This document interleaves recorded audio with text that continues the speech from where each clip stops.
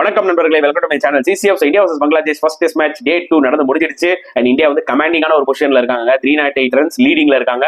இன்னும் 7 விக்கெட்ஸ் கையில இருக்கு. சோ டே 2 எப்படி போச்சுன்னு பாத்தீங்கன்னா, இந்தியா 339 ஃபார் 6 இருந்தாங்க ஓவர் நைட் ஸ்கோர். வந்தோடனே ஜடேஜா வந்து ஒரு ரன் கூட ஆட் பண்ணாம அவுட் ஆயிட்டாரு. அதுக்கப்புறம் அஸ்வின் ஒரு 2 பவுண்டரி அடிச்சாரு. ஆகாஷ்தீப் ஒரு குவிக் 17 அடிச்சாரு.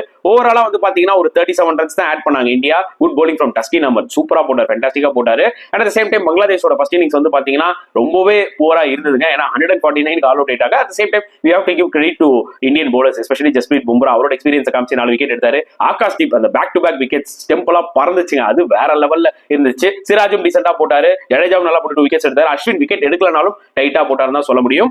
அண்ட் அதுக்கப்புறம் வந்து பாத்தீங்கன்னா இந்தியா ஃபாலோ ஆன் கொடுக்காம திருப்பி விளையாண்டாங்க 88 ஃபார் 3.